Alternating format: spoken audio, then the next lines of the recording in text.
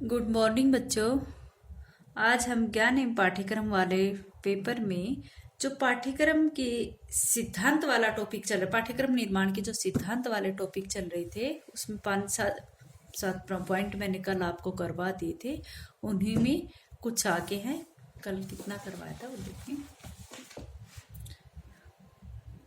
आचरण के आदर्शों की प्राप्ति का सिद्धांत, यानी कि 7 सिद्धांतों के बारे में हम चर्चा कर चुके हैं। 4-5 सिद्धांत और बचे हैं, उनके बारे में हम आज चर्चा करेंगे। यानी कि पाठ्यक्रम का जो निर्माण करते हैं उसमें हम किन किन सिद्धांतों को समावेश करते हैं, ठीक है, ताकि जो शिक्षा का लक्ष्य है उसको हम प्राप्त कर सके और बालकों का में अपेक्षित व्यवहारगत परिवर्तन कर सके, या फिर कहें कि उन बालकों को जीवन उपयोगी शिक्षा प्रदान कर सके। इस तरह का पाठ्यक्रम निर्माण के सिद्धांतों को हम यहाँ पर फॉलो करते हैं।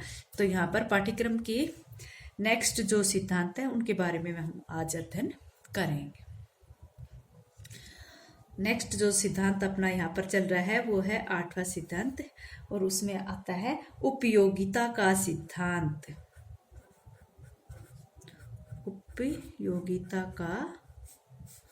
उपयोगिता का सिद्धांत। उपयोगिता का सिद्धांत क्या है? अपने आप ही स्पष्ट हो रहा है अपने नाम से ही। उपयोगिता का मतलब जिसका कोई न कोई उपयोग हो, या फिर हम कहें कि पाठ्यक्रम में उन क्रियाओं या उन विषयों को स्थान मिलना चाहिए जो बालक के वर्तमान या फिर उसके भावी जीवन के लिए उपयोगी हो। पाठ्यक्रम का निर्माण करने के लिए इस सिद्धांत को महत्व दिया जाता है कि पाठ्यक्रम में ऐसे विषय होने चाहिए, ऐसी क्रियाएं होनी चाहिए जो एक बालक को वर्तमान के लिए या भावी जीवन के लिए सहायता करे, या उसको उसके भावी जीवन में उसका कुछ ना कुछ उपयोग हो। दूसरे शब्दों में अगर हम कहें तो वो सारी क्रियाएं या विषय जो बालक के वर्तमान तथा भावी जीवन को के लिए उपयोगी नहीं है, उन्हें पाठ्यक्रम में सम्मिलित नहीं करना चाहिए। ठीक है, नेक्स्ट पॉइंट है विविधता।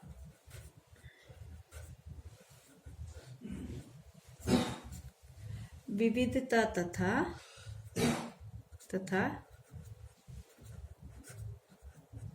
लचीलेपन। विविधता तथा लचीलेपन का सिद्धांत।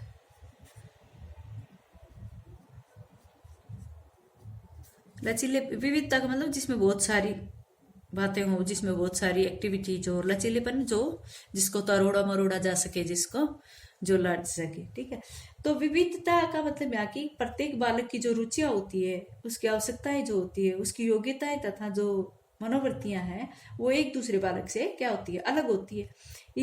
इस विभिन्नता की दृष्टि में रखते हुए जो पाठ्यक्रम में जो विविधताएं पाई जाती है, जो पाठ्यक्रम जो विविधताएं होती है वो उसमें होनी चाहिए, या फिर पाठ्यक्रम लचीला होना चाहिए।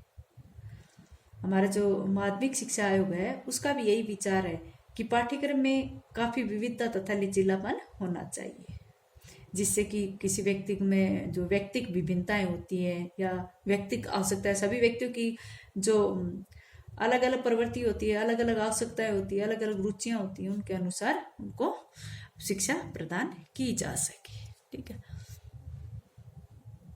नेक्स्ट है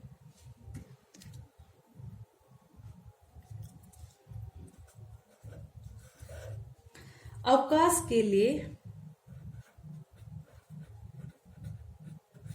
देखो, पाठ्यक्रम भी है और उसमें अवकाश की बात भी कही गई है। अवकाश के लिए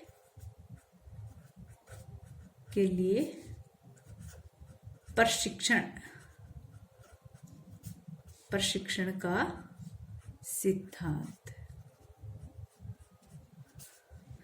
हमारा जो पाठ्यक्रम है वो ऐसा होना चाहिए कि जो वर्तमान युग में अवकाश काल का सदुपयोग कर सके। हमारे जो वर्तमान समय में ये एक भयंकर समस्या है कि हम अवकाश का प्रयोग किस तरह से करें। ठीक है, तो हमारा पाठ्यक्रम ऐसा होना चाहिए जिसमें बालक में उनको कुछ करने की प्रेरणा मिलती है, और एक प्रकार से वो बालक वहां पर कुछ नया प्रशिक्षण करने की कोशिश करेगा।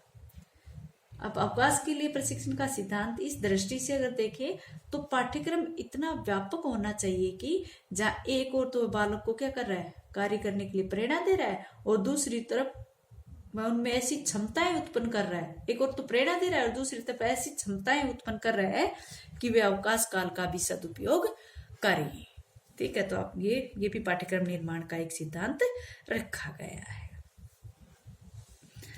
नेक्स्ट है सामुदायिक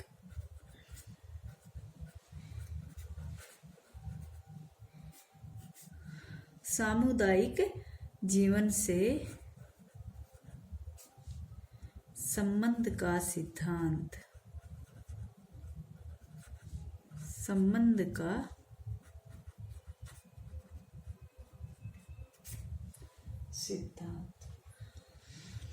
हमारा जो पाठ्यक्रम है, पाठ्यक्रम निर्माण करते समय स्थानीय आवश्यकताओं या परिस्थितियों को भी ध्यान में रखा जाता है। एक स्थान विशेष, जिस स्थानीय मतलब जिस स्थान विशेष में हम रहते हैं वहाँ की क्या आवश्यकताएं हैं, उन परिस्थितियों के कारण वहाँ पर क्या नए कार्य होते हैं, उन सभी सामाजिक मान्यताओं, प्रथाओं तथा समस्याओं का भी स्थान मिलना चाहिए। सामुदायिक जीवन से संबंध का मतलब वहाँ जो स्थानीय परिवेश में जो भी स्थिति है, जो भी वहाँ की आवश्यकता है, उन सभी को साथ में लेकर जो सामाजिक प्रथाएं, मान्यताएं और समस्याएं हैं उनको भी विशेष स्थान देना चाहिए, जिनसे बालक को सामुदायिक जीवन की मुख्य बातों से परिचित करा सके।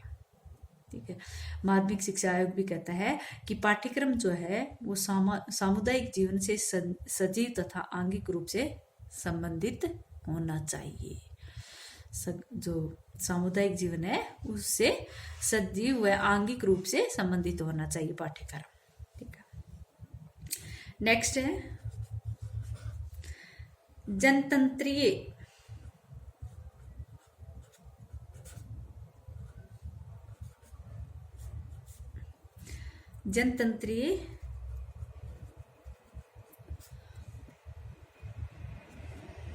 जनतंत्रीय भावना के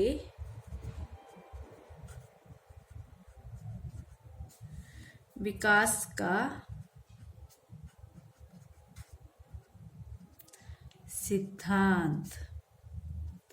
जनतंत्रीय भावना के विकास का सिद्धांत हमारी जो माना जाती है कि भारत में जो जनतंत्र के सिद्धांत को स्वीकार किया गया है, उस दृष्टि से हमारा पाठ्यक्रम भी प्रभावित होना चाहिए।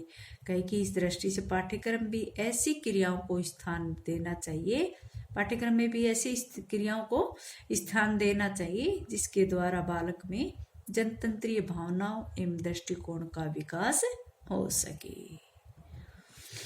हमारे जो भारत में जो जनतंत्र के सिद्धांतों को स्वीकार किया जाता है, जो भाई जनता के लिए जनता का शासन, उन सिद्धांतों को भी पाठ्यक्रम के अंतर्गत लागू करना चाहिए, ताकि बालक क्या करे, बालक उस पाठ्यक्रम को पढ़े और उन क्रियाओं को भी सीखे, उन जनतंत्रीय भावना और दृष्टिकोणों को भी समझे और उसे अपने जीवन में फॉलो कर सके।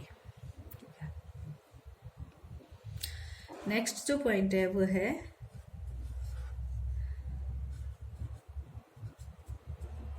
सहसंबंध।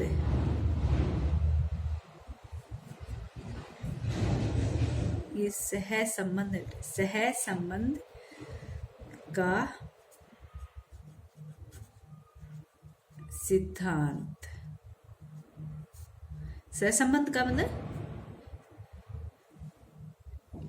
पाठ्यक्रम को अलग अलग संबंधित टुकड़ों में विभाजित नहीं करना चाहिए। यहाँ पर उसका महत्व उससे कम हो जाता है, उसका प्रभाव भी कम हो जाता है। इसके विपरीत अगर पाठ्यक्रम में विभिन्न विषयों को सहसंबंध स्थापित करके बालकों को पढ़ाएं, क्योंकि ज्ञान जो क्या है, ज्ञान एक इकाई है। ठीक है, तो ज्ञान के समग्र रूप में सम्मिलित किए हुए विषय जो है वो पृथक पृथक अलग अलग नहीं होने चाहिए, अपितु उनको एक दूसरे के साथ सहसंबंध स्थापित करके पढ़ाना चाहिए। सहसंबंध जैसे भाई भूगोल का सामाजिक अध्ययन से संबंध, या राजनीतिक विज्ञान का भूगोल से संबंध, इस तरह से हिंदी का भाषा विज्ञान से संबंध, इस तरह से हमें एक विषय का दूसरे विषय से सहसंबंध स्थापित करने का सिद्धांत यहाँ पर होना चाहिए। इससे क्या होता है कि एक ही ज्ञान जो है वो इकाई के रूप में होता है। बच्चा क्या करता है, एक ही बार में अन्य विषय का 2-3 विषयों का एक साथ ज्ञान प्राप्त कर लेता है।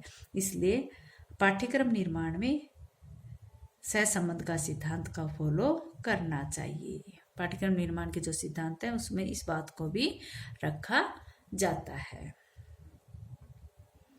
यहाँ पर पाठ्यक्रम को अलग अलग टुकड़ों में करके विभाजित करके नहीं पढ़ाया जाता, क्योंकि इससे ये माना जाता है कि टुकड़ों में करने से उसका महत्व और प्रभाव जो है वो कम हो जाता है।